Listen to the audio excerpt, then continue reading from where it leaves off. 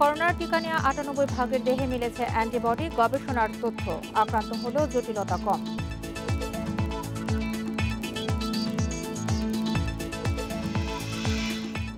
করোনায় আক্রান্ত খালেদা বেসরকারি হাসপাতালে ভর্তি। শারীরিক অবস্থা স্থিতিশীল জানালেন চিকিৎসকরা।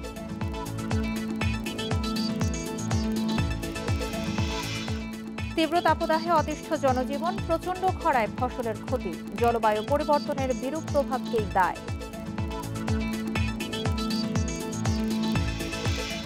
সরকার নির্ধারিত ২৭ টাকা কেজিতে মিলার কৃষকদের কাছ থেকে বোরো ধান সংগ্রহ শুরু। ৩১ আগস্ট শেষ। ভারতে করোনায় মৃত্যু ছাড়ালো ২ লাখ। কালোবাজারে চড়া দামে চিকিৎসা সামগ্রী বিক্রি, ঠাঁই নেই শ্মশানে।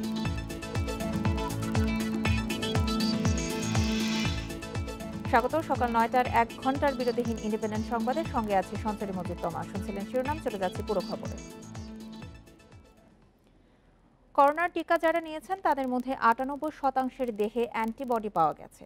তরুণ ও করোনা আক্রান্তদের মধ্য থেকে এর পরিমাণ বেশি।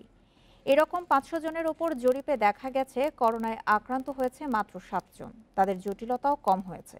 শেখ হাসিনা বার্ন ইনস্টিটিউটের এক চিকিৎসকের গবেষণায় এসব তথ্য পাওয়া গেছে।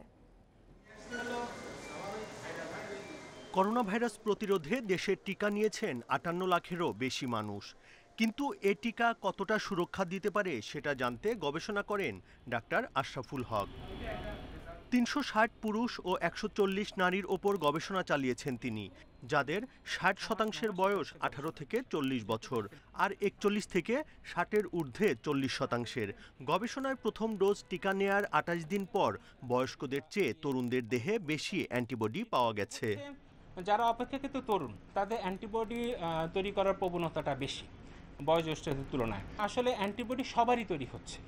ভ্যাকসিন আসলে আমাদের মানবদেহের উপর ভালো কাজ করছে এমন আমি আসলে ২-৩ জনের বেশি পাইনি যে যারা আসলে অ্যান্টিবডি তৈরি করেনি বা যেটা নেগেটিভ বলে আর কি। তার মানে ভ্যাকসিন আসলে শতকরা হিসাব করলেন ৯৯%ই আসলে আমাদের কাজ করছে। প্রথম ডোজ টিকা নেওয়া ৫০০ জনের মধ্যে মাত্র ৭ জন করোনায় আক্রান্ত হয়েছে, তবে তাদের কোনো জটিলতা তৈরি হয়নি। এর মধ্যে ৭ জন করোনা আক্রান্ত হয়েছিলেন। তো ৭ জন যারা করোনা আক্রান্ত হয়েছিলেন তাদের কারোই আসলে তীব্র মাত্রায় সংক্রমণের কোনো কিছু পাওয়া যায়নি, মানে হাসপাতালে ভর্তি হওয়ার প্রয়োজন হয়নি, অক্সিজেন থেরাপির প্রয়োজন হয়নি। আর এটি আসলে বলা যায় যে যাদের বয়স ৫০-এর নিচে তাদের আসলে এই ধরনের সাকসেস রেটটা বেশি ভ্যাকসিন দেওয়ার পরবর্তীতে। গবেষণায় দেখা গেছে ১ ডোজের চেয়ে ২ ডোজ টিকা নেওয়া ব্যক্তিদের দেহে বেশি পরিমাণ অ্যান্টিবডি তৈরি হয়েছে। Buddhadeb Kundu, independent news, Dhaka. করোনায় আক্রান্ত বিএনপি চেয়ারপারসন বেগম খালেদা জিয়াকে রাজধানীর এভার কেয়ার হাসপাতালে ভর্তি করা হয়েছে। চিকিৎসকরা জানান সেখানে তার সিটি স্ক্যান সহ বেশ কিছু পরীক্ষা নিরীক্ষা করা হবে। রিপোর্ট হাতে পাওয়ার পর ২-১ দিনের মধ্যেই খালেদা জিয়াকে বাসায় নেওয়া সম্ভব হবে বলে জানিয়েছেন চিকিৎসক দলের প্রধান অধ্যাপক FM সিদ্দিকী। করোনা আক্রান্ত হওয়ার পর নিজ বাসায় আইসোলেশনে থেকে চিকিৎসা নিচ্ছিলেন খালেদা জিয়া। প্রথম সপ্তাহের চেয়ে দ্বিতীয় সপ্তাহে শারীরিক অবস্থার উন্নতি হয়েছে অনেক। এখন নেই করোনা ভাইরাসের লক্ষণগুলো, তবে শারীরিক অবস্থা পুরোপুরি জানতে দরকার বেশ কিছু পরীক্ষা নিরীক্ষা। সেজন্যই আপাতত হাসপাতালে থাকতে হচ্ছে। অবস্থার অবনতি না হওয়ায় চিকিৎসা শেষে দ্রুত বাসায় নেওয়ার আশাবাদ চিকিৎসকদের। ওনার প্রথম সপ্তাহে প্রথম যে সিটি স্ক্যানটা ছিল তার চাইতে এই সিটি স্ক্যানটা আরও অনেক ভালো, অনেক ক্লিয়ার। তো সেই দিক দিয়ে ওনার কোভিডের থেকে উনি আলহামদুলিল্লাহ সব দিক দিয়ে সুস্থ হয়ে উঠেছেন। এখন আমরা অন্যান্য রুটিন যে পরীক্ষাগুলো এই ১-১.৫ বছর করতে পারিনি, যেগুলি করা দরকার সেগুলো করেছে। হাসপাতালে বিএনপি চেয়ারপারসনের সাথে ছিলেন মহাসচিব মির্জা ফখরুল ইসলাম আলমগীর। খালেদা জিয়ার পক্ষ থেকে দেশবাসীর কাছে দোয়া চেয়েছেন এই নেতা। ম্যাডাম বলেছেন আপনাদের মাধ্যমে জনগণকে বলতে তার জন্য দোয়া করতে। আমরা সবাই তার জন্য দোয়া করবো ইনশাআল্লাহ তিনি যেন ২-৩ দিনের মধ্যেই আমাদের কাছে হাসপাতাল থেকে মুক্ত হয়ে আসতে পারে। স্থিতিশীল অবস্থা, এটা তার কতগুলো টেস্ট করতে হবে আরো চেকআপের জন্য। গত ১১ এপ্রিল করোনা ভাইরাসে আক্রান্ত হন খালেদা জিয়া। এর ১৫ দিন পর আবারও করোনা পরীক্ষায় পজিটিভ হন। দ্বিতীয় টেস্টেও বিএনপি চেয়ারপারসনের ফল পজিটিভ এলেও তখন শারীরিক অবস্থা ছিল স্থিতিশীল। চিকিৎসকরা জানিয়েছিলেন কোভিড-জনিত কোনো জটিলতা না থাকায় আগামী কয়েকদিনের মধ্যে খালেদা জিয়ার করোনা নেগেটিভ আসবে। Mazharul Islam, independent news. চলমান লকডাউনে সব ধরনের গণপরিবহন বন্ধের কথা থাকলেও রাজধানীতে চলছে রিকশা, সিএনজি চালিত অটোরিকশা, ভাড়া চালিত মোটরসাইকেল। এতে সড়কে তৈরি হয়েছে যানজট। তবে বাস বন্ধ থাকায় ভোগান্তিতে পড়েছেন কর্মজীবী মানুষ। প্রায় সব জায়গায় মানুষের অবাধ চলাচলে রাজধানী ফিরেছে প্রায় আগের চেহারায়। তবে উপেক্ষিত হচ্ছে সামাজিক দূরত্ব, মানা হচ্ছে না স্বাস্থ্যবিধি। এদিকে সড়কে যানবাহন বাড়ায় লকডাউন কার্যকরে অসহায়ত্বের কথা জানিয়েছে পুলিশ। সেই কারণেই বেশিরভাগ জায়গা থেকে চেকপোস্ট সরিয়ে নেওয়া হয়েছে বলেও জানান তারা। জনস্বাস্থ্য বিশেষজ্ঞরা বলছেন, দোকান ও শপিং মল খোলা থাকায় রাস্তায় বের হচ্ছেন অনেকে। এই অবস্থায় সবাইকে স্বাস্থ্যবিধি মেনে চলার পরামর্শ দেন তারা।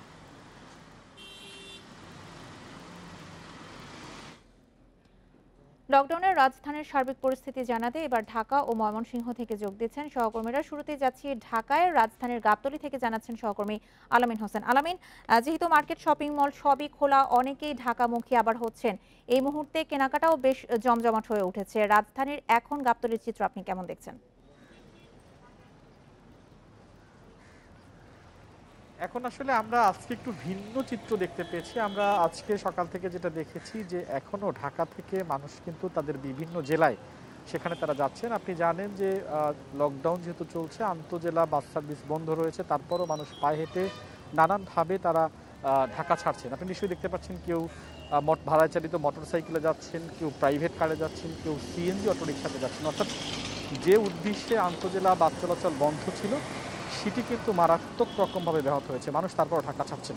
আপনি এখনকার যে চিত্রটি দেখতে পাচ্ছেন, আমরা গাবতলীর আমিনবাজার যে ব্রিজটি রয়েছে সেই ব্রিজের পাশে দাঁড়িয়ে কিন্তু এখনকার চিত্র দেখাচ্ছে। আপনি নিশ্চয়ই দেখছেন একটি প্রাইভেট কারে কিভাবে যাওয়ার জন্য তার দরদাম করা হচ্ছে, অর্থাৎ কিভাবে যাওয়া যায়, কতজন যাওয়া যায়, এরকম একটি বিষয় কিন্তু দেখতে পাচ্ছেন।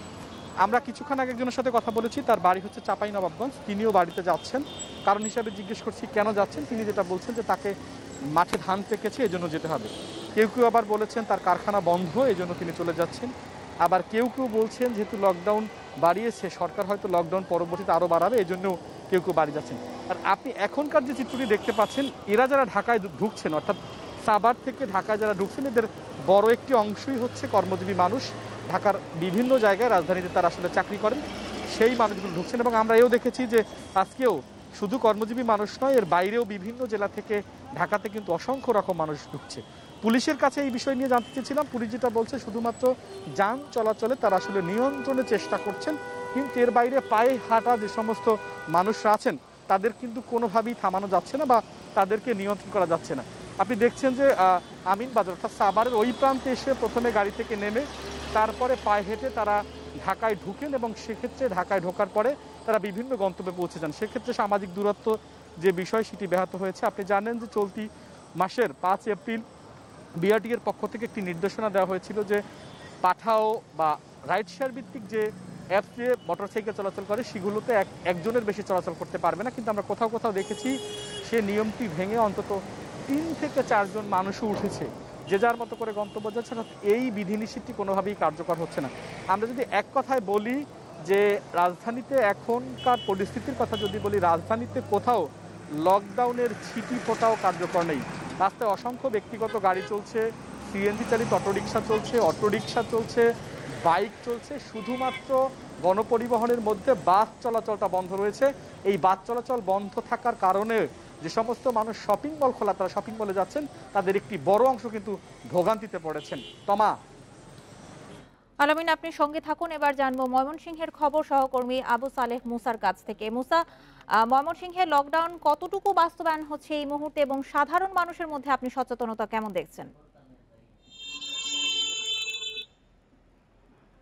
ময়মনসিংহ এই মুহূর্তে কিন্তু ময়মনসিংহ নগরীর প্রায় 10-12টি পয়েন্টকে কিন্তু রেড জোন হিসেবে চিহ্নিত করা হয়েছে, করোনা রেড জোন। এবং ময়মনসিংহে প্রতিদিনই কিন্তু করোনা রোগী শনাক্ত হচ্ছে, তারপর কিন্তু মানুষজন কিন্তু ঘরে থাকছে না। আমরা যদি দেখতে পেয়েছি যে মার্কেট খোলার পর কিন্তু একদমই বদলে গেছে এবং মানুষজন ঘর থেকে বেরিয়ে আসছে। গতকাল আমি ময়মনসিংহ শহরের বেশ কয়েকটি বিপণী বিতানে গিয়ে দেখতে পেয়েছি মানুষজন ভিড় করছেন কেনাকাটার জন্য, এবং সেখানে লোকজন কিন্তু কোনোভাবেই স্বাস্থ্যবিধি মানছেন না। এবং আমরা কিন্তু দেখেছি যে যারা বিক্রেতা এবং ক্রেতা কারোর মধ্যেই সচেতনতার বিষয়টি কিন্তু খেয়াল নেই, তারা কিন্তু স্বাস্থ্যবিধি একেবারেই মানছেন না। এবং আমরা পুলিশি যে তৎপরতাটি আগে লকডাউনে, কঠোর লকডাউনে দেখেছি, সেটি কিন্তু এখন কিন্তু অনেকটাই শিথিল। যদিও শহরে যে বেশ কয়েকটি ভ্রাম্যমাণ আদালত পরিচালিত হয় সেগুলি কিন্তু কার্যক্রম রয়েছে, এবং বাজার কাঁচা বাজার স্থানান্তরের যে বিষয়টি সেটিও করা হয়েছে। কাঁচা বাজার আগে মেসোয়া বাজার থেকে এখন ময়মনসিংহ রেলওয়ে স্টেশন চত্বরে নিয়ে যাওয়া হয়েছে। তারপরও কিন্তু মানুষের ভিড় কিন্তু প্রতিনিয়ত বেড়েই চলছে। এবং আপনি জানেন যে দূরপাল্লার যানবাহন চলছে না, তারপরও কিন্তু দূরপাল্লার যানবাহনের বিকল্প হিসেবে কিন্তু শহরতলি বাইপাস থেকে তারা প্রাইভেট কারে কিন্তু রাজধানীর উদ্দেশ্যে আমরা লোকজনদেরকে যাতায়াত করতে দেখেছি। এবং এই বিষয়টি কিন্তু অত্যন্ত উদ্বেগের, যে সামাজিক যে দূরত্ব মেনটেন করার যে সচেতনতার যে বিষয়টি, সেটি একেবারেই কয়েকদিন যাবৎ পালিত হচ্ছে না। লকডাউন আসলে এখন যেটি মনে হচ্ছে যে সেটি কিন্তু নামে মাত্র হচ্ছে। শহরে প্রচুর যান চলাচল আগে যেগুলি করতো সেগুলি কিন্তু এখন করছে, মানুষজন ঘর থেকে বেরোচ্ছে। এক কথায় বলতে গেলে যে এখন লকডাউনের অনেকটাই শিথিলভাবে কিন্তু ময়মনসিংহে লকডাউন চলছে। ঢাকা এবং ময়মনসিংহ থেকে লকডাউন পরিস্থিতি নিয়ে জানাচ্ছিলেন আমাদের সহকর্মীরা। প্রধানমন্ত্রী শেখ হাসিনা বলেছেন, জলবায়ু পরিবর্তনের বিরূপ প্রভাব থেকে বিশ্বকে বাঁচাতে প্যারিস চুক্তির বাস্তবায়নের বিকল্প নেই, আর সেই জন্য ধনী দেশগুলোকেই মুখ্য ভূমিকা পালন করতে হবে। মঙ্গলবার রাতে ফরেন পলিসি ম্যাগাজিন আয়োজিত ভার্চুয়াল ক্লাইমেট সামিটে এক ভিডিও বার্তায় তিনি একথা বলেন। Climate change is not boundary specific. পরিবর্তনের কোনো নির্দিষ্ট সীমা নেই। একটি দেশ কার্বন নিঃসরণ করলে প্রতিটি দেশ ক্ষতিগ্রস্ত হয়। সেজন্য প্রতিটি দেশকেই দূষণ বন্ধে ভূমিকা রাখতে হবে। তবে বৈশ্বিক কার্বন নিঃসরণ কমাতে ধনী দেশগুলো, বিশেষ করে G20 জোটভুক্ত দেশগুলোর মূল ভূমিকা পালন করা উচিত।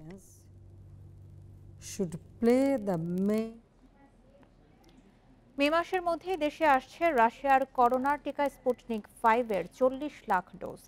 জরুরি ব্যবহারের অনুমোদনও দিয়েছে ঔষধ প্রশাসন অধিদপ্তর। মঙ্গলবার এসব তথ্য জানিয়েছেন অধিদপ্তরের মহাপরিচালক মেজর জেনারেল মাহবুবুর রহমান। অল্প সময়ের মধ্যে দেশেই এই টিকার উৎপাদন শুরু হবে বলেও জানান তিনি। বিশ্বের 60টির বেশি দেশে ব্যবহার হচ্ছে রাশিয়ার করোনা টিকা স্পুটনিক 5। এটির কার্যকারিতা 91%। তবে এখন পর্যন্ত বিশ্ব স্বাস্থ্য সংস্থার অনুমোদন পায়নি এই টিকা। ভারতের সেরাম ইনস্টিটিউট থেকে টিকা পাওয়া নিয়ে অনিশ্চয়তা দেখা দেয় বিভিন্ন দেশে শুরু হয় যোগাযোগ। এতে ইতিবাচক সাড়া দেয় রাশিয়া। দুই দেশের মধ্যে একটি গোপন চুক্তিও হয়েছে। স্পুটনিক 5-এর জরুরি ব্যবহারের অনুমোদনের জন্য শনিবার ঔষধ প্রশাসন অধিদপ্তরে আবেদন করে সরকার। পরীক্ষা নিরীক্ষার পর মঙ্গলবার 12 সদস্যের জনস্বাস্থ্য পরামর্শ কমিটির সুপারিশে জরুরি ব্যবহারের অনুমোদন দেয় অধিদপ্তর। এই টিকা 2 থেকে 8 ডিগ্রি সেলসিয়াস তাপমাত্রায় সংরক্ষণ করা যায়। প্রথম ডোজ নেয়ার 21 দিন পর নিতে হয় দ্বিতীয় ডোজ। এই ভ্যাকসিনের প্রিক্লিনিক্যাল ট্রায়াল রিপোর্ট, তারপরে ক্লিনিক্যাল ট্রায়ালের ফেজ 1, ফেজ 2 এবং ফেজ 3 ট্রায়াল রিপোর্ট, এগুলো সব ইভালুয়েশন করা হয়েছে। করার পরে আমরা দেখতে পেয়েছি যে এটির এফিকেসি স্ট্যান্ডার্ড ভালো, এটি প্রায় 91% এফেক্টিভ এবং সেফটি মার্জিনও ভালো। তো সার্বিক বিবেচনা করে আমাদের দেশের বর্তমান যে প্যান্ডেমিক চলছে সারা পৃথিবীব্যাপী, সেই বিবেচনা রেখে আমরা এই স্পুটনিক ভি ভ্যাকসিনটি আমরা ইমার্জেন্সি ইউজ অথরাইজেশন দিয়েছি। সংক্রমণ মোকাবেলায় মে মাসের মধ্যেই 40 লাখ ডোজ টিকা আসবে দেশে। তৃতীয় কোনো পক্ষ নয়, এই আমদানি হবে G2G পদ্ধতিতে। একই সময়ে চলবে দেশে উৎপাদনের প্রস্তুতিও। দেশের একটি ওষুধ কোম্পানি রাশিয়ার সঙ্গে যোগাযোগ করছে। বাংলাদেশে এখন ভ্যাকসিন ম্যানুফ্যাকচারিং যে ক্যাপাবিলিটি সেটি আমাদের রয়েছে। ইনসেপ্টা ফার্মাসিউটিক্যালস তারা এই বিষয়টি নিয়ে কথাবার্তা বলছে যে রাশিয়ান কাউন্টার পার্টির সঙ্গে, যে ভ্যাকসিনটা আমাদের দেশে তৈরি করা যায় কিনা, অর্থাৎ এটা টেকনোলজি ট্রান্সফারও হতে পারে, আবার বাল্ক নিয়ে এসে ফিল অ্যান্ড ফিনিশও হতে পারে। দুই ফরম্যাটে কথাবার্তা হচ্ছে। তো ইনশাল্লাহ আমাদের দেশেই ভ্যাকসিন তৈরি হবে। এদিকে মহাখালীতে সাংবাদিকদের সঙ্গে মতবিনিময়ে স্বাস্থ্যমন্ত্রী জানিয়েছেন, স্পুটনিকের পাশাপাশি অন্য টিকা পেতে চীনের সিনোফার্ম সহ একাধিক কোম্পানির সঙ্গে যোগাযোগ করছে সরকার। যারা এখানকার লোকাল এজেন্ট ভ্যাকসিন তারাও চেষ্টা করে যাচ্ছে এবং আমাদের সরকার ফরেন মিনিস্ট্রির মাধ্যমে পিএমওর মাধ্যমে এই ভ্যাকসিন আনার চেষ্টা চলে যাচ্ছে। আমাদের প্রধানমন্ত্রী শেখ হাসিনা এই ভারতের প্রধানমন্ত্রীকেও বারবার অনুরোধ জানিয়েছে এই ভ্যাকসিনের জন্য। দেশে এ পর্যন্ত 1,02,00,000 ডোজ অক্সফোর্ডের টিকা এসেছে। 7 এপ্রিল পর্যন্ত প্রথম ডোজের টিকা নিয়েছেন 58 লাখ মানুষ। দ্বিতীয় ডোজের জন্য ঘাটতি রয়েছে 14 লাখ। Hasan Misbah, independent news, Dhaka. 2 সপ্তাহের আগে চীন বা রাশিয়া থেকে কোনো টিকা পাওয়ার সম্ভাবনা নেই বলে জানিয়েছেন পররাষ্ট্রমন্ত্রী একে আব্দুল মোমেন। মঙ্গলবার করোনার ভ্যাকসিন নিয়ে দক্ষিণ এশিয়ার 6 দেশের পররাষ্ট্রমন্ত্রীদের বৈঠকের পর সাংবাদিকদের একথা জানান পররাষ্ট্রমন্ত্রী। বাংলাদেশ, নেপাল, শ্রীলঙ্কা, আফগানিস্তান, চীন ও পাকিস্তান এই 6 দেশের পররাষ্ট্রমন্ত্রীদের বৈঠকে নেতৃত্ব দেন চীন। বৈঠক শেষে আব্দুল মোমেন জানান, করোনা টিকা সরবরাহে সহায়তা দেবে চীন। টিকা আনা হবে G2G পদ্ধতিতে। অক্সফোর্ডের যেসব টিকা যুক্তরাষ্ট্র বিক্রি করবে সেগুলো বাংলাদেশ কেনার চেষ্টা করবে বলে জানান পররাষ্ট্রমন্ত্রী। আমাদের সাপ্লাই ছিল মূলত ইন্ডিয়া, আর ইন্ডিয়া ঢিলে করে আর এখন স্টপ করে দিয়েছে। আপনারা সবাই জানেন যে আমরা চীন কিংবা রাশিয়ার ভ্যাকসিন নিতে পারিনি। অনেকদিন ধরে আমরা পররাষ্ট্র মন্ত্রণালয় ওদের সাথে যোগাযোগ রক্ষা করে চলেছি, বহু মিটিং করেছি ওদের সাথে, এবং তারা আমাদের দিতে চায়। আপনারা দেখছেন 1 ঘন্টার বিরতিহীন ইন্ডিপেন্ডেন্ট সংবাদ। এছাড়া সংবাদে আরও যা থাকছে, ঢাকা সহ বিভিন্ন জেলায় ভূমিকম্প অনুভূত, রিক্টার স্কেলে মাত্রা 6.2, উৎপত্তিস্থল ভারতের আসাম। অস্বাস্থ্যকর নোংরা পরিবেশে তৈরি সেমাই নামি দামি ব্র্যান্ডের প্যাকেটে বিক্রি, তদারকিতে নেই তৎপরতা।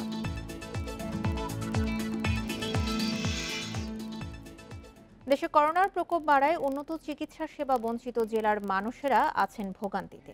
হাসপাতালে আইসিইউ না থাকায় বিভিন্ন জেলা উপজেলা থেকে জটিল করোনা রোগীদের ছুটতে হচ্ছে বিভাগীয় শহরে। এতে ভোগান্তির পাশাপাশি রোগীর চাপে সেবা বিঘ্নিত হচ্ছে বিভাগীয় শহরের হাসপাতালে। মৌলভীবাজার সদর হাসপাতাল সহ 6 উপজেলা স্বাস্থ্য কমপ্লেক্সে করোনা চিকিৎসার আছে 141টি বেড, কিন্তু উন্নত চিকিৎসা সুবিধা না থাকায় তার বেশিরভাগই থাকে রোগী শূন্য। এদিকে জেলায় দ্রুত বাড়ছে করোনা আক্রান্তের সংখ্যা। জেলার সদর হাসপাতালে রয়েছে মাত্র 5টি আইসিইউ। উপজেলা স্বাস্থ্য কমপ্লেক্সগুলোতে কিছু অক্সিজেন সিলিন্ডার থাকলেও জটিলতায় আক্রান্ত রোগীদের জন্য নেই হাই ফ্লো ন্যাজেল ক্যানুলা বা ভেন্টিলেটর মেশিন। তাই করোনা আক্রান্ত রোগীদের নিয়ে স্বজনদের ছুটতে হচ্ছে সিলেটে। আইসিসি তো অনেক দূরের কথা, আমার গ্রামের রোগীরা এখানে আসার পর দেখা যায় আসলে এখানে কোনো সুযোগ সুবিধা এখানে নেই। সিলেটমুখী হতে হলে প্রায় একটা গাড়িকে রিজার্ভ করতে হলে প্রায় 2 থেকে 2.5 হাজার। অনেকের পরিবারের সেই সম্বলটুকু নাই, তাহলে কি তারা সেবা পাবে না? ফেনীতে মোট করোনা রোগীর সংখ্যা ছাড়িয়েছে 3000। করোনায় মারা গেছেন সিভিল সার্জন সহ অন্তত 54 জন। এদিকে গত বছরের 17 মে ফেনী জেনারেল হাসপাতালে 10 বেডের আইসিইউ ইউনিট উদ্বোধন করা হলেও চালু হয়েছে মাত্র 2টি বেড। আইসিইউ সেবা চালু নাই এখনো। আজ 1 সপ্তাহ লাইতে আমি রোগী লই ঘোরাফেরা করতে আসি, এখন রোগীর টিয়ার টাকা নিয়ে যেতে আসি। আইসিইউ আছে কিন্তু চালু নাই, এই জন্য এখন আমরা চিটং চলে যেতে হচ্ছে। মাদারীপুরের কোনো হাসপাতালেই নেই আইসিইউ সুবিধা। করোনা আক্রান্ত জটিল রোগীরা ছুটছেন বরিশাল, ফরিদপুর বা রাজধানী ঢাকায়। তবে জেলা সিভিল সার্জন বলছেন, করোনা আক্রান্ত রোগীদের সঠিক চিকিৎসা দিতে প্রয়োজনীয় ব্যবস্থা নেওয়া হচ্ছে। আগামী মে মাস নাগাদ আমাদের সেন্ট্রাল অক্সিজেন প্ল্যান্ট আমরা শুরু করতে পারবো। আর আমাদের এখানে ভেন্টিলেশনের 2টা পেয়েছি, ওটা আমরা এখনো আমাদের যারা এটা আমাদেরকে দিয়েছেন তারা এখন এটা ইনস্টল করে দিয়ে যাননি। আমরা তাদের সাথে সার্বক্ষণিক যোগাযোগ রাখছি। কেবল আইসিইউ নয়, মাদারীপুর সহ বেশ কিছু জেলায় করোনা পরীক্ষার কোনো পিসিআর ল্যাবও স্থাপন করা হয়নি গত 1 বছরে। রেশমি নন্দী, ইন্ডিপেন্ডেন্ট নিউজ। এ বিষয়ে আরও জানাতে চট্টগ্রাম থেকে যোগ দিচ্ছেন সহকর্মী ইফতেখার ফয়সাল। ইফতেখার, চট্টগ্রাম বিভাগের জেলাগুলোতে করোনার উন্নত চিকিৎসা কতটুকু পাওয়া যাচ্ছে এবং আইসিইউ শয্যা সংকট নিয়ে কি বলছেন স্বাস্থ্য কর্মকর্তারা? প্রথমে যে বিষয়টি বলবো সেটি হচ্ছে, আমরা কিন্তু দেখেছি গত কিছুদিন আগেও কিন্তু চট্টগ্রামের বিশেষ করে যেসব বেসরকারি হাসপাতাল ছিল সেখানে কিন্তু আইসিইউ শয্যা একেবারেই খালি ছিল না, কিন্তু গত কয়েকদিনে সেখানে আমরা দেখেছি আইসিইউ শয্যা কিছুটা খালি হতে শুরু করেছে। এবং সরকারি হাসপাতালগুলোতেও কিছুটা চাপ কমতে শুরু করেছে, যার কারণে আইসিইউ শয্যা পাওয়াটা মাঝখানে যে দুরূহ হয়ে গিয়েছিল যে কোভিড রোগীদের জন্য, সেটি কিন্তু এখন অপেক্ষাকৃত কিছুটা যেই স্বস্তি মানুষের মনে এনেছে। কারণ আমি যদি চট্টগ্রাম মেডিকেল কলেজ হাসপাতালের কথা বলি, সেখানে কিন্তু এখনও 6টি আইসিইউ বেড খালি রয়েছে আজকে আমাদের কাছে যে তথ্য রয়েছে। একই সঙ্গে আমরা দেখেছি যে চট্টগ্রাম জেনারেল হাসপাতালে সেখানেও 4টি আইসিইউ বেড খালি রয়েছে বলে আমরা জানতে পেরেছি। এবং সাধারণ যে শয্যা সেগুলো কিন্তু সরকারি হাসপাতালগুলোতে আসলে শুরু থেকেই বিভিন্ন সময় আমরা দেখেছি খালি পড়েছিল, কিন্তু বেসরকারি হাসপাতালগুলোতে সাধারণ শয্যা এখন তেমন একটা খালি নেই বললেই চলে। তো আর এখন যেই চিকিৎসা সেবা, সেটিতে সবচেয়ে বড় যেটি সংকট নতুন করে স্বাস্থ্য কর্মকর্তারা মনে করছেন, সেটি হচ্ছে বিশেষ করে কোভিড রোগীদের ক্ষেত্রে যে অক্সিজেনের প্রয়োজন হয়, সেটি নিয়ে যদি রোগী বাড়ে সেক্ষেত্রে হয়তো সেটির একটি সংকট দেখা দিতে পারে, এমনটি তারা মনে করছেন। বিশেষ করে তারা বলছেন যে পার্শ্ববর্তী দেশে যে একটা সমস্যা প্রকট হয়েছে, সেখান থেকে দেখে আমাদের এখন থেকেই প্রস্তুতি নেওয়া দরকার, এমনটি তারা মনে করছেন। বিশেষ করে তারা বলছেন যে যেহেতু বাংলাদেশে এখনো পর্যন্ত অক্সিজেনের যে সরবরাহ, সেটি পুরোপুরি স্বাভাবিক বলা যাবে না। আমি যদি চট্টগ্রামের জেনারেল হাসপাতালের কথা বলি, সেখানে কিন্তু কোভিড রোগীদের জন্য বিশেষ করে যেই কেন্দ্রীয় যে অক্সিজেন সরবরাহ ব্যবস্থা করা হয়েছে, সেখানে কিন্তু প্রতিদিন প্রায় 13,000 লিটারের মতো অক্সিজেন রাখা যায়। কিন্তু সেই যে প্ল্যান্টটি বসানো হয়েছে, সেখানে কিন্তু এখনো পর্যন্ত কোনো দিনই অক্সিজেন সরবরাহকারী প্রতিষ্ঠান অর্ধেকের মতো অক্সিজেনও কিন্তু সরবরাহ করতে পারেনি। এর কারণ হচ্ছে অন্যান্য যে হাসপাতালগুলোতে অক্সিজেন সরবরাহ করতে হচ্ছে, এর কারণে কোনো একটি প্ল্যান্টে পুরোপুরি করা সম্ভব হচ্ছে না। তো এই কারণে এখন স্বাস্থ্য কর্মকর্তারা বলছেন হয়তো এখন থেকে যে অক্সিজেনের সরবরাহ কীভাবে বাড়ানো যায় সেটি প্রস্তুতি নিতে হবে। কারণ হচ্ছে যেসব রোগীদের আগে 2 থেকে 5 লিটার পর্যন্ত অক্সিজেনের প্রয়োজন হতো, তাদের এখন 80 লিটার পর্যন্ত অক্সিজেনের প্রয়োজন হচ্ছে। তো এই ছিল মোটামুটি চট্টগ্রামের খবর। রাজধানীর গুলশানে এক তরুণীকে আত্মহত্যায় প্ররোচনার মামলায় বসুন্ধরা গ্রুপের ব্যবস্থাপনা পরিচালক সায়েম সোবহান আনভীরের বিদেশ যাত্রার ওপর নিষেধাজ্ঞা দিয়েছে আদালত। এদিকে সুরতহাল প্রতিবেদনে মোশাররত জাহান মুনিয়ার গলার বাম পাশে অর্ধচন্দ্রাকৃতির গভীর দাগ পাওয়ার কথা উল্লেখ করেছে পুলিশ। রাজধানীর গুলশানের একটি ফ্ল্যাট থেকে সোমবার সন্ধ্যায় উচ্চ মাধ্যমিকের ছাত্রী মোশাররত জাহান মুনিয়ার ঝুলন্ত মরদেহ উদ্ধার করে পুলিশ। সুরতহাল প্রতিবেদনে উল্লেখ আছে, তরুণীর গলার বাম পাশে ছিল গভীর কালো দাগ। এছাড়া তরুণীকে ধর্ষণ করা হয়ে থাকতে পারে এমন আলামতও পাওয়া যায়। মৃত্যুর কারণ উদ্ঘাটনে ময়নাতদন্তের জন্য মরদেহ পাঠানো হয় ঢাকা মেডিকেল কলেজ হাসপাতালে। তরুণীর উপর বিষ প্রয়োগ বা ধর্ষণের কোনো ঘটনা ঘটেছে কিনা তা জানতে ভিসেরা পরীক্ষা করা হচ্ছে ঢাকা মেডিকেলের ফরেনসিক বিভাগে। আম্মাতে যখন মারা গেছে 2000 সালে, ওই সময় তার মনোবল কিন্তু অনেক শক্ত ছিল। সুসাইড করার মতন সে মেয়ে ছিল না। তো এটার উপর ভিত্তি করে আমার দৃঢ় বিশ্বাস যে এটা হত্যাকাণ্ডই। আমি তো বলতে পারবো না কেউ কি মেরে তাকে ঝুলিয়ে রাখছে নাকি তাকে প্ররোচনা দিয়ে তাকে আত্মহত্যার দিকে নিয়েছে। কারণ তার অনেক কল রেকর্ডস, ভিডিও ফুটেজে অনেক কিছু, এবং আমার কাছে ফোন করে যে কান্না হারিয়েছিল, আমাকে ধোকা দিছে। মনে হয় আত্মহত্যা হলে তার চেয়ারটা থাকতো, চেয়ারটা নাকি স্টিল ছিল। ওকে দারোগা বলছে দাঁড়ানো এজারাই লেখা ছিল এটা। কারণ আত্মহত্যা করলে তো সে ঝুলন্ত অবস্থায় চেয়ারগুলো পড়ে যেত, চেয়ারটা স্টিল ছিল। কিন্তু আমাদের সিদ্ধ হত্যা এটা। এদিকে ঘটনার পর গুলশান থানায় মুনিয়ার বোনের দায়ের করা আত্মহত্যা প্ররোচনার মামলার আসামি বসুন্ধরা গ্রুপের ব্যবস্থাপনা পরিচালক সায়েম সোবহান আনভীরের বিদেশ যাত্রার উপর নিষেধাজ্ঞা চেয়ে মঙ্গলবার দুপুরে আদালতে আবেদন করে পুলিশ। ঢাকা মুখ্য মহানগর হাকিম আবু সুফিয়ান মোহাম্মদ নোমান শুনানির পর বিদেশ যাত্রার উপর নিষেধাজ্ঞা দেন। 30 এপ্রিলের মধ্যে মামলার প্রতিবেদন দাখিলেরও নির্দেশ দেয় আদালত। গত 23 তারিখে একটি ইফতার পার্টি ঘটনা হয় সেই বাসায়, এবং এই ইফতার পার্টির ঘটনা থেকে সেখানে যখন ফেসবুকে ছবি আপলোড করা হয়, সেগুলো নিয়ে একটি মনোমালিন্য হয়। মনোমালিন্যের প্রেক্ষিতে ভিকটিম তার বোনের কাছে ফোন করে জানান যে কোনো মুহূর্তে তার যে কোনো ধরনের ঘটনা ঘটতে পারে, এবং তারা কুমিল্লা অবস্থান করতেন, তাদেরকে দ্রুত ঢাকায় আসার জন্য তারা জানান। মঙ্গলবার বিকেলে ময়নাতদন্ত শেষে মুনিয়ার মরদেহ তার পরিবারের সদস্যদের কাছে হস্তান্তর করা হয়।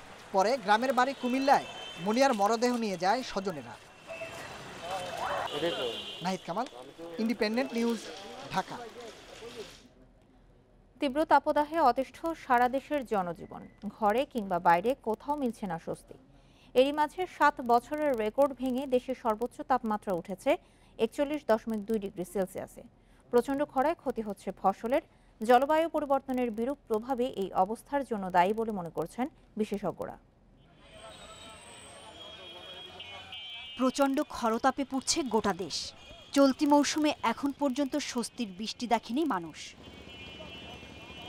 আবহাওয়া অধিদপ্তর বলছে, যশোরের চলতি মাসের পুরোটা সময় জুড়ে গড় তাপমাত্রা ছিল 38 ডিগ্রি সেলসিয়াস। কয়েক দফায় তাপমাত্রা উঠেছে 40 ডিগ্রিতে। যশোরের পাশের জেলাগুলোতেও গরম অনুভূত হচ্ছে তুলনামূলক বেশি। সবচেয়ে বিপাকে খেটে খাওয়া মানুষ। এক বছর যশোরে কোনো বৃষ্টি নেই, অন্যান্য জায়গায় যাও টুকটাক বৃষ্টি হয়েছে, যশোরে একদম বৃষ্টি নেই। প্রচণ্ড রোদ, তাপমাত্রা প্রচুর, বীজ গলে যাচ্ছে মনে হচ্ছে এই অবস্থা। এদিকে প্রচণ্ড খরায় ক্ষতি হচ্ছে আম, লিচু, ধান, পাট ও ফসলি জমির।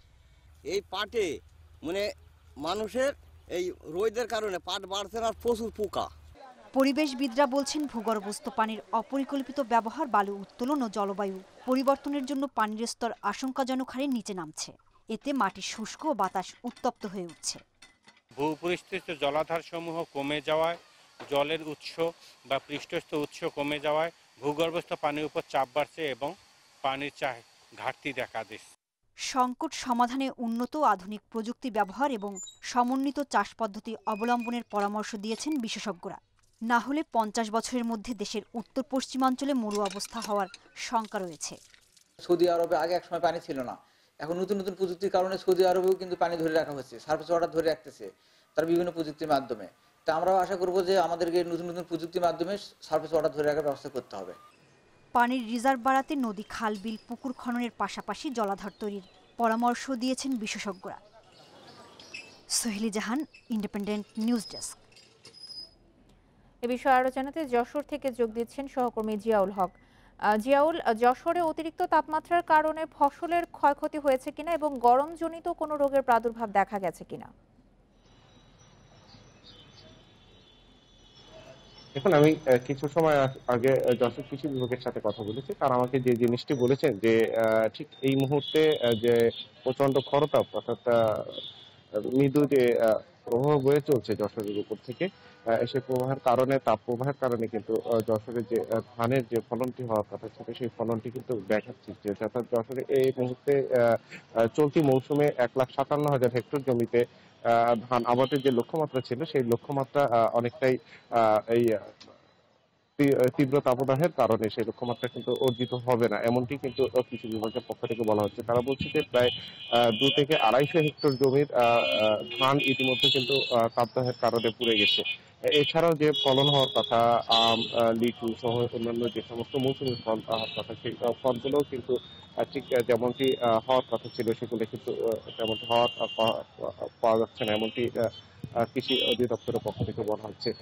এছাড়া বেশ কিছু উপজেলা থেকে আমরা শুনতে পেয়েছি ইতিমধ্যে যে ডায়রিয়ার প্রকোপ বৃদ্ধি পেয়েছে, কিন্তু যশোর সদর হাসপাতালে যেহেতু আসলে করোনা রোগীদেরকে রাখা হচ্ছে, সুতরাং এখানে কিন্তু যে ডায়রিয়া ওয়ার্ডটি ছিল সেই ডায়রিয়া ওয়ার্ডটি উঠিয়ে দেওয়া হয়েছে, যে কারণে সদর হাসপাতালে শুধুমাত্র যারা চিকিৎসা সেবা নিতে আসছেন তারা বহির্বিভাগ থেকে চিকিৎসা নিয়ে চলে যাচ্ছেন, এবং সেই চিকিৎসা সেবা নিতে আসা রোগীদেরকেও কিন্তু ভোগান্তি পোহাতে হচ্ছে, যেহেতু করোনা ওয়ার্ড এখানে তৈরি করা হয়ে এবং সংক্রমণ ওয়ার্ডকে তুলে দেওয়া হয়েছে। এই ওয়ার্ডকে তুলে দেওয়ার কারণে কিন্তু যে সমস্ত রোগী আসছেন ডায়রিয়া সহ অন্যান্য যে তাপদাহের কারণে যে সমস্ত রোগ হওয়ার কথা, এই রোগের কারণে তারা কিন্তু সেই চিকিৎসাটি আসলে শুধুমাত্র বহির্বিভাগ থেকেই নিয়ে যাচ্ছেন। অর্থাৎ টোটাল গরম জুড়েই কিন্তু জেলায় একটি অস্বস্তিকর পরিবেশ সৃষ্টি হয়েছে, কারণ এখানে যে সমস্ত যারা নিম্ন আয়ের মানুষ আছেন তারা মূলত আসলে এই লকডাউন সহ। যশোর থেকে জিয়াউল হক জানাচ্ছিলেন তাপদাহের সবশেষ পরিস্থিতি। রাজধানী সহ দেশের বিভিন্ন জেলায় ভূমিকম্প অনুভূত হয়েছে। সকাল 8:30টার দিকে এই ভূমিকম্প অনুভূত হয়। ঢাকা, টাঙ্গাইল, দিনাজপুর, সিলেট, নীলফামারী সহ বিভিন্ন জেলায় কম্পন টের পান মানুষ। আবহাওয়াবিদরা জানিয়েছেন, রিক্টার স্কেলে এই ভূমিকম্পের মাত্রা ছিল 6.2, আর এর উৎপত্তিস্থল ভারতের আসামে।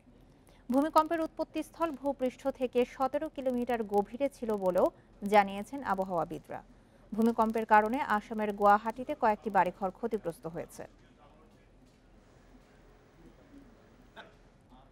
ভূমিকম্প নিয়ে জানাতে দিনাজপুর থেকে যোগ দিচ্ছেন সহকর্মী সালাউদ্দিন আহমেদ।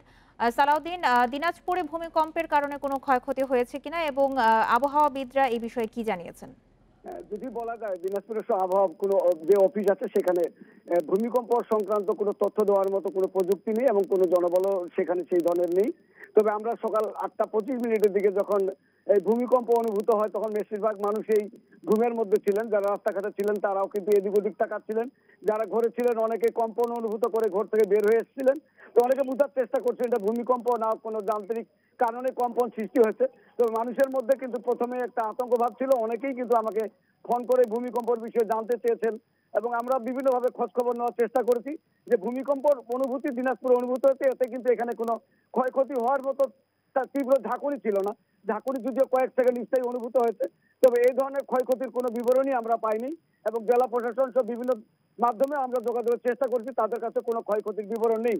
তবে হঠাৎ করেই এই শীত এবং গরম মাঝামাঝিতে এই যে উষ্ণ তাপের মাঝে যে ভূমিকম্পের অনুভূতি, এতে কিন্তু মানুষের মধ্যে প্রতিবারই কিন্তু একটা ধারণা জন্মে যে আবহাওয়া পরিবর্তনের সময় একটা ভূমিকম্পের প্রবণতা থাকে, সেই কম্পন কিন্তু আজকে অনুভূত হয়েছে। যদিও এটা দিনাজপুর থেকে অনেক দূরে অনুভূত হয়েছে, তারপরেও কিন্তু আসাম, মেঘালয় এবং ভুটান সীমান্তের মধ্যে আসামের এই মধ্যবর্তী সীমান্তের যে ভূমিকম্প ঝাঁকুনি, সেই ঝাঁকুনিতে কিন্তু দিনাজপুরের মানুষও কেঁপে উঠেছে। তবে এখন পর্যন্ত কোনো ক্ষয়ক্ষতির কোনো বিবরণ আমরা জানতে পারিনি। দিনাজপুর থেকে সালাউদ্দিন আহমেদ জানাচ্ছিলেন ভূমিকম্পের সবশেষ তথ্য। সরকার নির্ধারিত দামে আজ থেকে শুরু হচ্ছে বোরো ধান সংগ্রহ। খাদ্যশস্যের মজুদ বাড়াতে এবার সরাসরি মিলার ও কৃষকদের কাছ থেকে বেশি দামে ধান চাল কেনা হবে। চলতি বোরো মৌসুমে ধানের দাম নির্ধারণ করা হয়েছে প্রতি কেজি 27 টাকা। এছাড়া আতপ ও সেদ্ধ চাল যথাক্রমে 40 ও 39 টাকা কেজি নির্ধারণ করা হয়েছে। করোনা মহামারী এবং প্রাকৃতিক দুর্যোগের কারণে গত মৌসুমে কাঙ্ক্ষিত মাত্রায় ধান চাল সংগ্রহ করতে পারেনি সরকার, তাই খাদ্যশস্যের মজুদ বাড়াতে এবার সংগ্রহ মূল্য বাড়ানোর সিদ্ধান্ত নেওয়া হয়েছে। ধান চাল সংগ্রহ শেষ হবে 31 আগস্ট। আপনারা দেখছেন 1 ঘন্টার বিরতিহীন ইন্ডিপেন্ডেন্ট সংবাদ। সংবাদে আরও যা থাকছে: করোনার ভয়াবহতা বাড়াতে ভারতে নাও হতে পারে টি-20 বিশ্বকাপ, বিকল্প ভেন্যু হতে পারে শ্রীলঙ্কা।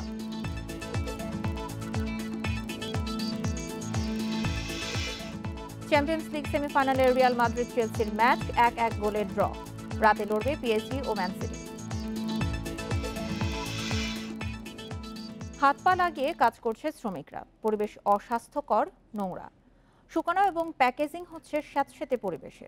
রাজধানীর বহু জায়গায় সেমাই তৈরি হচ্ছে এভাবেই। এসবই বিক্রি হচ্ছে নামি দামি ব্র্যান্ডের প্যাকেটে ভরে, কিন্তু এসব দেখভালে কোনো তৎপরতা নেই। দুই পাশে সারি সারি প্লাস্টিক কারখানা, মাঝখানের ভবনটি বাইরে থেকে তালা দেয়া, এর মধ্যেই তৈরি হচ্ছে সেমাই। ভবনের পেছনে অস্বাস্থ্যকর পরিবেশে সেমাই বানাচ্ছে শ্রমিকরা।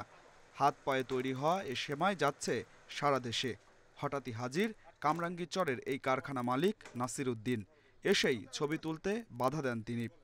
হাতে গ্লাস দিয়ে 12 ঘন্টা 24 ঘন্টা আপনি একটা জায়গায় কাজ করেন, তো দেখেন তো গ্লাসটা আপনি মানে কত ঘন্টা রাখতে পারে? আপনার হোটেলগুলিতে আছে কোনো গ্লাস আছে, আমি কি ওইখানে পাউডার খাইতেছি না? এর কাছেই ভাই ভাই ফুড প্রোডাক্ট। সামনে ঈদ, তাই ভীষণ ব্যস্ত শ্রমিকরা। বাথরুমের পাশেই তৈরি হচ্ছে সেমাই, পরিবেশ অস্বাস্থ্যকর, নোংরা। সেমাই শুকানো হচ্ছে স্যাঁতসেঁতে কক্ষে, যেখানে মাছিদের রাজত্ব, আর ভাজার পর রেখে দেওয়া হয়েছে মেঝেতে। জমেছে ধুলোর আস্তর। প্যাকেজিং রুমের চিত্র আরও ভয়াবহ। মেঝেতে ফেলা প্যাকেটে ভরা হচ্ছে সেমাই। বাড়াচ্ছি ভরছি, জোতা তো আর ফিলবে না, জোতা তো নিচে যা হচ্ছে আসছি যাচ্ছি। আমরা তো আর পয় পরিষ্কার হয়ে থাকি, দেখতেছেন। এই সেমাই বিক্রি করা হচ্ছে রোমানিয়া ও বোম্বে সুইটসের নামে। মালিকদের দাবি বিএসটিআই অনুমোদনও আছে। ইনশাল্লাহ বাবা, এটা অনেক স্বাস্থ্যসম্মত। এটার ভিতরে কোনো কিছু নাই, একটু ময়দা আর পানি, আর কিছু না। এটার ভিতরে লবণও লাগে না, তো এটার ভিতরে স্বাস্থ্যর বোঝনীয় কি আছে? কিচ্ছু নাই এটার ভিতরে। কিন্তু এসব তদারকিতে মাঠে নেই বিএসটিআই কর্মকর্তারা। এসব কারখানার বিরুদ্ধে অভিযান চালানোর কথা বলছে র্যাব। অসাধু ব্যবসায়ী আছে, তাদের কিন্তু কোনো প্রকার অধিকার নেই মানুষের কষ্টার্জিত এই যে অর্থ তারা হাতিয়ে নিয়েই বলবো আমি, তারা এই যে অপরিষ্কার অপরিচ্ছন্ন মানহীন ভেজাল খাদ্য খাওয়াবে। তা আমাদের এটা সার্ভিলেন্সে আছে, ডাটা কালেক্ট হচ্ছে, অবশ্যই তাদের বিরুদ্ধে আইনানুগ ব্যবস্থা গ্রহণ করা হবে, দৃষ্টান্তমূলক ব্যবস্থা গ্রহণ করা হবে। ঈদের আগে কামরাঙ্গীরচরের পাশাপাশি যাত্রাবাড়ি, কেরানীগঞ্জ ও সাভারের ভেজাল সেমাই তৈরির কারখানাগুলো এখন সরগরম। Adilur Rahman, independent news, Dhaka. জাতির পিতা বঙ্গবন্ধু শেখ মুজিবুর রহমানের দ্বিতীয় পুত্র শেখ জামালের ৬৭তম জন্মদিন আজ। ১৯৫৪ সালের এই দিনে তিনি গোপালগঞ্জের টুঙ্গিপাড়ায় জন্ম নেন।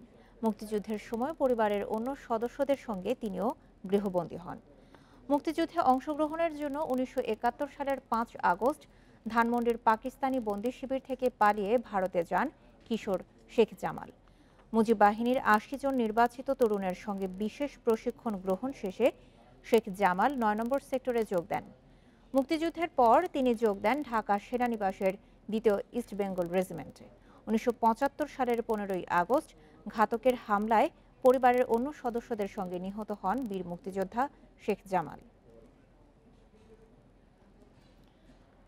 ভারতে করোনায় মোট প্রাণহানি ছাড়ালো ২ লাখ। এর মধ্যে ২৪ ঘন্টায় ৩,২০০-র বেশি মানুষ মৃত্যুর নতুন রেকর্ড হয়েছে দেশটিতে। একদিনে ভারতে নতুন শনাক্ত হয়েছে ৩,৬২,০০০ রোগী। ২৪ ঘন্টায় শুধু মহারাষ্ট্রেই মৃত্যু হয়েছে ৯০০ জনের। নতুন শনাক্ত ৬৬,০০০। সংক্রমণ বেড়ে যাওয়ায় ১৪৪ ধারা জারি করেছে হরিয়ানা সরকার। ভারতের আসামে প্রতিদিন ৪০ মেট্রিক টন তরল অক্সিজেন পাঠানোর কথা জানিয়েছে ভুটান সরকার। এদিকে কুম্ভমেলা শেষ হওয়ার পর বুধবার থেকে উত্তরাখণ্ডের হরিদ্বারে কারফিউ জারি করা হয়েছে। অন্যদিকে ভারতে শনাক্ত হওয়া করোনার শক্তিশালী ধরনটি বিশ্বের ১৭টি দেশে পাওয়া গেছে বলে জানিয়েছে বিশ্ব স্বাস্থ্য সংস্থা। করোনার দ্বিতীয় ঢেউয়ে হিমশিম খাচ্ছে ভারতের হাসপাতালগুলো। শয্যার অভাবে বাড়িতেই চিকিৎসা নিচ্ছেন রোগীরা। দোকানে অক্সিজেন সিলিন্ডার, জরুরি ওষুধ সহ প্রয়োজনীয় সামগ্রী না পেয়ে কালোবাজার থেকে চড়া দামে কিনতে বাধ্য হচ্ছেন তারা। এপ্রিলের মাঝামাঝি থেকে ভারতে প্রতিদিনই করোনায় মারা যাচ্ছেন হাজারের বেশি মানুষ। ২০ তারিখ থেকে এই সংখ্যা ছাড়ায় ২,০০০। শনাক্তের দিক থেকেও প্রায় প্রতিদিনই রেকর্ড হচ্ছে দেশটিতে। হঠাৎ এত বেশি সংক্রমণের কারণে ভারতে দেখা দিয়েছে ভয়াবহ অক্সিজেন সংকট। হাসপাতালে মিলছে না শয্যা। এই পরিস্থিতিতে বাড়িতে চিকিৎসা নিচ্ছেন অনেক গুরুতর রোগী। তবে দোকানে অক্সিজেন সিলিন্ডার, করোনা চিকিৎসার ঔষধ সহ প্রয়োজনীয় সামগ্রীর পর্যাপ্ত সরবরাহ নেই। তাই বাধ্য হয়ে অনেকেই চড়া দামে কিনছেন কালোবাজার থেকে। ৫০ লিটারের অক্সিজেন সিলিন্ডারের দাম ৬,০০০ রুপি হলেও কালোবাজারে তা বিক্রি হচ্ছে ১০ গুণ বেশি দামে। অন্যদিকে স্বাভাবিক সময়ে একটি অক্সিজেন কনসেন্ট্রেটরের দাম ৩৩০ থেকে $৯৩০ হলেও কালোবাজারে এর জন্য দিতে হচ্ছে ২,০০০ থেকে $২,৬৬০। করোনা চিকিৎসায় গুরুত্বপূর্ণ ওষুধ রেমডেসিভিরের দাম $১২ থেকে $৫৩। কালোবাজারে নেওয়া হচ্ছে ৩৩০ থেকে $১,০০০। করোনা পরীক্ষার চাপ সামলাতে রীতিমতো হিমশিম খাচ্ছে ল্যাবগুলো। ফল পেতেও সময় লাগছে ৩ থেকে ৪ দিন। ফলে রোগীর অবস্থার আরও অবনতি হচ্ছে, বাড়ছে মৃত্যুর মিছিল। সায়রা খান, ইন্ডিপেন্ডেন্ট নিউজ। ভারতের দিল্লির শ্মশান কবরস্থানে নেই জায়গা। করোনা মৃতদের সৎকারের জন্য পার্ক, মাঠে তৈরি হচ্ছে অস্থায়ী শ্মশানের। নেই পর্যাপ্ত কাঠ, এমনকি দেখা দিয়েছে সৎকারের লোকবলের সংকটও। এদিকে দিল্লিতে করোনায় মৃতের সংখ্যা সরকারি হিসাবের চেয়ে ১,১৫৮ জন কম বলে উঠে এসেছে এনডিটিভির তদন্ত প্রতিবেদনে। এ যেন এক মৃত্যুপরী। শ্মশানে একসঙ্গে এত দাহ আগে কখনো দেখেনি ভারতবাসী। করোনায় মৃতদের স্বজনদের সঙ্গে নিয়েই দিনরাত কাজ করে যাচ্ছেন শ্মশান কর্মীরা। দেখা দিয়েছে পর্যাপ্ত কাঠ ও সৎকার কাজে জনবলের সংকট। একই দৃশ্য দিল্লির কবরস্থানেও। দাফনের জন্য মিলছে না সামান্য জায়গাও। গত এক সপ্তাহে সৎকার বেড়েছে ৩ থেকে ৪ গুণ। ফলে পার্কিং ও মাঠে তৈরি হচ্ছে অস্থায়ী শ্মশানের। দিল্লিতে 25টি স্থায়ী শ্মশানে করোনায় মৃতদের চাপ বাড়ায় তৈরি করা হয়েছে প্রায় 100 অস্থায়ী শ্মশান। এদিকে শ্মশান কবরস্থানে যত করোনা রোগীর দেহ সৎকার হয়েছে তার সঙ্গে দিল্লি সরকারের দেওয়া হিসাবে পার্থক্য বিশাল। ভারতীয় গণমাধ্যম এনডিটিভির তদন্ত প্রতিবেদনে দেখা গেছে 18 থেকে 24 এপ্রিল পর্যন্ত সরকারি তথ্যের পার্থক্য কমপক্ষে 1158 জনের। এনডিটিভির তদন্তে দেখা গেছে এক সপ্তাহে 3096 জনই হাসপাতালে মারা গেছেন। সায়রা খান, ইন্ডিপেন্ডেন্ট নিউজ। ব্রাজিল এবং ভারতে বেড়েই চলেছে করোনা রোগী ও মৃতের সংখ্যা। বিশ্বে একদিনে মারা গেছে 14,800-র বেশি মানুষ। নতুন শনাক্ত হয়েছে 8,24,000-এরও বেশি। ব্রাজিলে একদিনে 3,100-র বেশি জনের মৃত্যু হয়েছে, শনাক্ত 76,000। প্রেসিডেন্ট বলসোনারো সরকারের করোনা অব্যবস্থাপনা নিয়ে তদন্ত শুরু করেছে ব্রাজিলের সিনেট। যুক্তরাষ্ট্রের স্বাস্থ্য অধিদপ্তর এক বিবৃতিতে জানিয়েছে, যারা ভ্যাকসিন নিয়েছেন তাদের জনসমাগম স্থল ছাড়া মাস্ক পরার দরকার নেই। নেদারল্যান্ডসে লকডাউনের বিপক্ষে শান্তিপূর্ণ বিক্ষোভ করেছে শতাধিক মানুষ। পরিস্থিতির উন্নতি হওয়ায় পর্তুগালে মে থেকে প্রত্যাহার করা হচ্ছে লকডাউন। প্রথমবার চূড়ান্ত টেস্ট স্কোয়াডে জায়গা মিললেও একাদশের সুযোগ পাননি শরীফুল ইসলাম। তবে ম্যাচের আবহ ঠিকই টের পেয়েছেন, বুঝতে পেরেছেন টেস্ট ক্রিকেটের আবেদন। এখন রোমাঞ্চ নিয়ে অভিষেকের অপেক্ষায় শরীফুল। সুযোগ পেলে শতভাগ দিতে প্রস্তুত এই তরুণ পেসার। একদিন বিশ্রামের পর মাঠের অনুশীলন, পাশাপাশি 3 নেটে ব্যাটিং প্রস্তুতি, সাইফের দিকে মনোযোগটা বেশি। প্রথম টেস্টে ব্যর্থ ওপেনার আরেকটা সুযোগের অপেক্ষায়। দ্বিতীয় ম্যাচের উইকেটে থাকবে পরিবর্তন। একাদশও কি বদলে নেবে বাংলাদেশ? শরীফুলকে নিয়ে আপাতত গুঞ্জন জোরালো। বোলিং আক্রমণে বৈচিত্র্য যোগ করতে পারেন এই বাঁহাতি পেসার। আমি যখন খেলা শুরু করছি তখনই আমার চিন্তা ছিল যে 3টা ফরম্যাটে খেলবো। তো ইনশাল্লাহ এখন যদি আমি টেস্ট খেলি কখনো নিজের বেস্টটা দেওয়ার চেষ্টা করবো। আর আমার কোচ যার কাছে আমি প্র্যাকটিস করছি, শিখছি, তো উনি টেস্ট প্লেয়ার ছিল। তো উনি বলছিল যে টেস্ট ক্রিকেট খেলাটা হলো সর্বোচ্চ একটা মানের খেলা, তো ওইখানে খেলতে বললে ভালো হবে আর নিজের সেরাটা দেওয়ার চেষ্টা করবো। তো ইনশাল্লাহ যদি কখনো চান্স পাই নিজের সেরাটা দেওয়ার চেষ্টা করবো। রাহি এবাদত তাসকিন, পেস ত্রয়ীর ঘাম ঝরেছে ক্যান্ডির ফ্ল্যাট উইকেটে। সতীর্থদের কষ্ট টের পেয়েছেন শরীফুল। টেস্টের প্রতি সেশন পরিবর্তনের বার্তা তাকে শিখিয়েছে নতুন করে। প্রথমবারের মতো ফর্ডম্যান ছিলাম আর এত কাছ থেকে ক্রিকেট খেলা, টেস্ট খেলা আমি কখনো দেখি নাই। তো আমার জন্য খুব এক্সাইটেড ছিল। টেস্ট খেলাটা আসলে একটু মজার খেলা। প্রতি সেশনে মুভমেন্ট চেঞ্জ হয়, এক রকম মেসেজ পাঠানো হয়। তো আমি খুব এক্সাইটেড ছিলাম। মনে হয় না যে আমি টিম ম্যাচের বাইরে আছি, আমি মনে হচ্ছে যে ম্যাচ খেলতেছি। সবসময় যাওয়া আসার ভিতরে, ইনফরমেশনের ভিতরে ছিলাম আর কি। বোলিং গুরু গিবসনের কাছ থেকে শিখছেন অনেক কিছু। মাঠে সেসব প্রয়োগে এখন সুযোগের অপেক্ষা। পাল্লেকেল্লেতে সিরিজের দ্বিতীয় টেস্ট শুরু বৃহস্পতিবার। সাইদ সাদি, ইন্ডিপেন্ডেন্ট নিউজ। ভারতের ভয়াবহ করোনা পরিস্থিতির কারণে ভাটা পড়েছে আইপিএল উৎসবে। দেশে ফেরা নিয়ে চিন্তায় পড়েছেন অস্ট্রেলিয়ানরা, যেখানে স্মিথ ওয়ার্নাররা পাবেন না সরকারের সহায়তা। এই যখন পরিস্থিতি, তখন গুঞ্জন উঠেছে ভারত থেকে সরে যেতে পারে টি-20 বিশ্বকাপ। ভেন্যু হিসেবে আইসিসির বিকল্প ভাবনায় আছে আরব আমিরাত অথবা শ্রীলঙ্কা। করোনা তাণ্ডবে কাঁপছে ভারত। জৈব সুরক্ষা বলয় দিব্যি চলছে ক্রিকেট উৎসব আইপিএল। একাধিক ক্রিকেটার ফিরে গেছেন, চারদিক থেকে ধেয়ে আসছে সমালোচনা। ভারতের সাথে যোগাযোগ বন্ধ অস্ট্রেলিয়ার। শঙ্কা টের পেয়ে আগেই দেশে ফিরেছেন টাই জাম্পা রিচার্ডসন। ক্রিকেটার, কোচ, ধারাভাষ্যকার মিলিয়ে 30 অস্ট্রেলিয়ান এখনো আছেন ভারতে। এমন পরিস্থিতিতে আইপিএল যদি দর্শকদের আনন্দ দিতে পারে তাহলে তো খুবই ভালো ব্যাপার, কিন্তু আমার মতে এই মুহূর্তে কারো আইপিএল দেখার সময় নেই। মুম্বাই ইন্ডিয়ান্সের ক্রিস লিন চার্টার্ড ফ্লাইটের আবেদন করেছিলেন ক্রিকেট অস্ট্রেলিয়ার কাছে, কিন্তু আইপিএল এ খেলা কোনো ক্রিকেটারকে দেশে ফেরানোর দায়িত্ব নেবে না অস্ট্রেলিয়া সরকার। ব্যবস্থা করতে হবে নিজেদের। খেলোয়াড়দের দেশে ফেরার ব্যবস্থা নিজেদেরই করতে হবে। তারা ভারত গিয়েছে ব্যক্তিগত উদ্যোগে, এটা অস্ট্রেলিয়া দলের সফরের অংশ ছিল না। এই যখন পরিস্থিতি, তখন আইপিএল এ ক্রিকেটারদের নিরাপদ মনে করছে ভারতীয় ক্রিকেট বোর্ড। জৈব সুরক্ষা বলয় শঙ্কার কারণ দেখছে না বড় কর্তারা। ভারতের ভয়াবহ পরিস্থিতি আইসিসিকেও চিন্তায় ফেলেছে। অক্টোবর নভেম্বরে এখানেই তো টি-20 বিশ্বকাপ, আসর অন্য কোথাও সরে যাওয়ার সম্ভাবনাও দেখছেন অনেকেই। আইসিসিও বিকল্প ভেবে দেখছে। ভারতে না হলে আরব আমিরাত অথবা শ্রীলঙ্কায় হতে পারে বিশ্বকাপ, তবে সুযোগ সুবিধায় আমিরাতকেই এগিয়ে রাখা হচ্ছে। Muhammad Nazim, independent news. Champions league সেমিফাইনালের প্রথম লেগে হোঁচট খেয়েছে রিয়াল মাদ্রিদ। ঘরের মাঠে চেলসির সঙ্গে 1-1 গোলে ড্র করেছে লস ব্লাঙ্কো।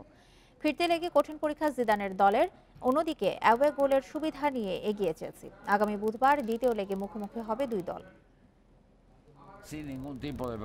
ঘরের মাঠে খাপ ছাড়া রিয়াল মাদ্রিদ। চেলসির প্রথম ধাক্কা কাউন্টার অ্যাটাকে, যেখানে পুলিসিচ সুযোগ তৈরি করেন ভের্নারের জন্য। তবে এ যাত্রায় কোর্তুয়া নৈপুণ্যে রক্ষা পায় রিয়াল। আক্রমণের রেশ থাকতেই আবারও সুযোগ পায় চেলসি। এবারে ডি বক্সে দুর্বার পুলিসিচ, যেখানে নরবরে রিয়াল ডিফেন্স পরাস্ত কোর্তুয়া। এগিয়ে যায় চেলসি, যা চ্যাম্পিয়ন্স লিগ সেমিতে প্রথম কোনো মার্কিনীর গোল। রিয়াল সমতায় ফিরতে পারত 9 মিনিট পরে, কিন্তু বেনজেমার শট পূর্ণতা পায়নি গোল পোস্টের বাধায়। যদিও আধা ঘন্টা পেরোনোর আগেই স্বস্তি ফিরে স্বাগতিক শিবিরে। মার্সেলো মিলিতাওর সমন্বয়ে বেনজেমার লক্ষ্যভেদ। দ্বিতীয়ার্ধ ছিল ম্যারম্যারে। হ্যাজার্ড মাঠে নেমে সাবেক ক্লাবের বিপক্ষে বিশেষ কিছু করতে পারেনি। দিন শেষে অ্যাওয়ে গোলের সুবিধা নিয়ে কিছুটা এগিয়ে চেলসি, আর ফিরতে লেগে কঠিন পরীক্ষার সামনে রিয়াল। প্রথমার্ধে আমরা সেরাটা খেলতে পারিনি। চেলসির চাপ সামলাতে ব্যস্ত ছিলাম। দ্বিতীয়ার্ধে ভালো খেললেও ফল আসেনি। লন্ডনে দ্বিতীয় লেগে জয়ের কথা ভাবছি।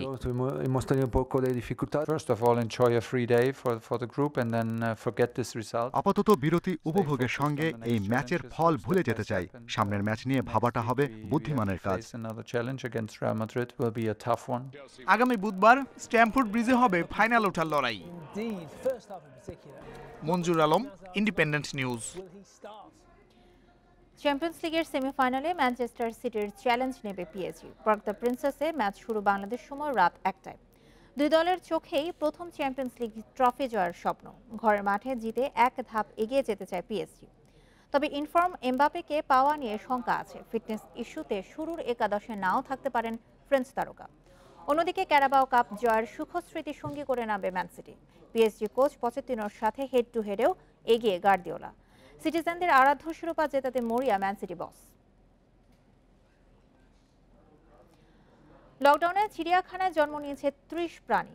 জলহস্তি, জেব্রা, আফ্রিকান ঘোড়া, ময়ূর ও ইমু পাখির ঘরে এসেছে নতুন অতিথি। কর্তৃপক্ষ বলছে লোক সমাগম নেই বলে প্রাণীর প্রজনন ভালো হচ্ছে।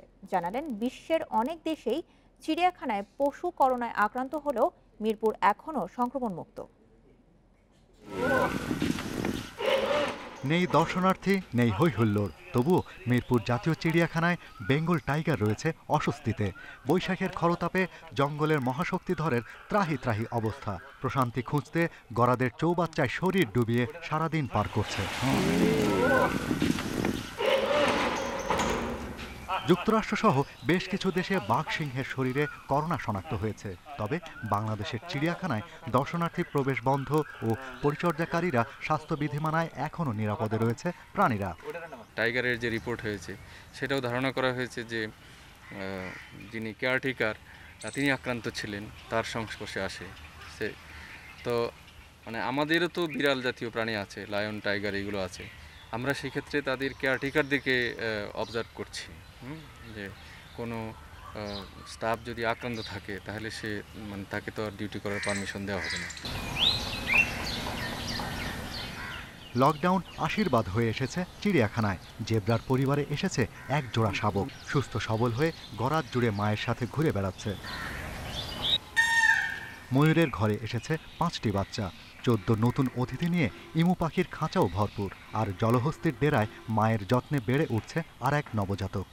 দর্শনার্থী না থাকার কারণে আমার অ্যানিমেলগুলো কিন্তু একদিক থেকে বেশ ফুরফুরে মারা যায়। লকডাউন কতদিন থাকবে আমি জানি না, সরকারের নির্দেশনায় পাইলে আবারও এটা আমরা খুলে দেব। তবে এখন যে লকডাউন চলছে এই ফুরফুরে মেজাজের সময় যেহেতু তাদের প্রজনন ক্ষমতা বেড়ে গেছে, এর ফল আমরা 1 বছর পরে ইনশাআল্লাহ নতুন প্রজন্ম আমরা সংযুক্ত করতে পারব। মিরপুর জাতীয় চিড়িয়াখানায় প্রায় 3000 প্রাণী রয়েছে। গত বছর লকডাউনে 120টি নতুন প্রাণী জন্ম নেয়। Shahriar Anirban, independent news, Dhaka. আর ছিল এখনকার মতো বিরতিহীন ইন্ডিপেন্ডেন্ট সংবাদে। ইন্ডিপেন্ডেন্ট টেলিভিশনের সব খবর আরও বিস্তারিত জানতে চোখ রাখুন ফেসবুক, ইউটিউব এবং টুইটারে। ধন্যবাদ সবাইকে।